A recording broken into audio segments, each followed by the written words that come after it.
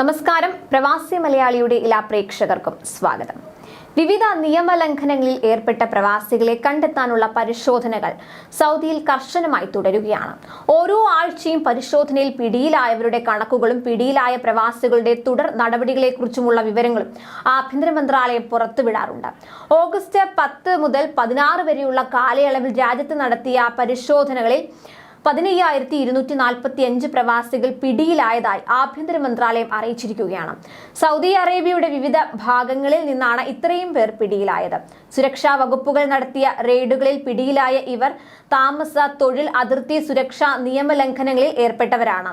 താമസ നിയമലംഘനം നടത്തിയതിന് 8,539 പേരെയും അനധികൃതമായി രാജ്യത്തിന്റെ അതിർത്തി കടക്കാൻ ശ്രമിച്ചതിന് 4,253 പേരെയും തൊഴിൽ സംബന്ധമായ ചട്ടങ്ങൾ പാലിക്കാത്ത 2,453 പേരെയും പിടികൂടിയതായി ആഭ്യന്തര മന്ത്രാലയം വാർത്താക്കുറിപ്പിൽ വ്യക്തമാക്കി.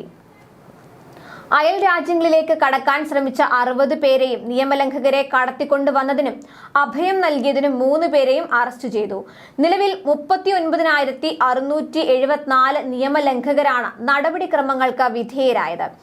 ഇവരിൽ 32,636 പേർ പുരുഷന്മാരും 7,038 പേർ സ്ത്രീകളുമാണ്.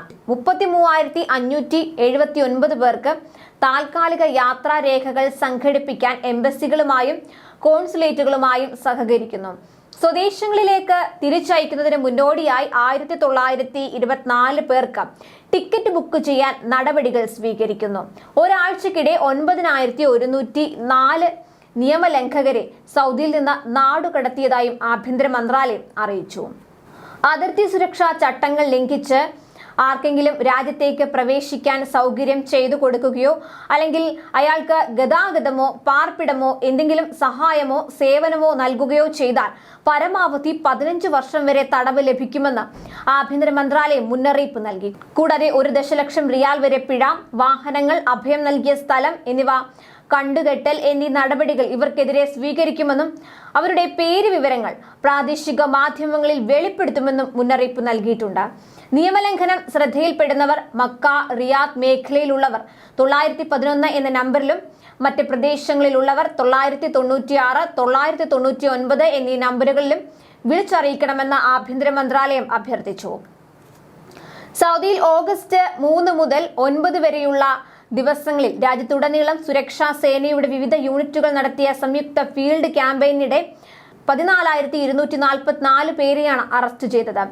താമസരേഖാ നിയമം ലംഘിച്ചതിന് 8,398 പേരും തൊഴിൽ നിയമം ലംഘിച്ചതിന് 2,143 പേരും അതിർത്തി സുരക്ഷാ ചട്ടങ്ങൾ ലംഘിച്ചതിന് 3,703 പേരും അറസ്റ്റിലായവരിൽ ഉൾപ്പെടുന്നു.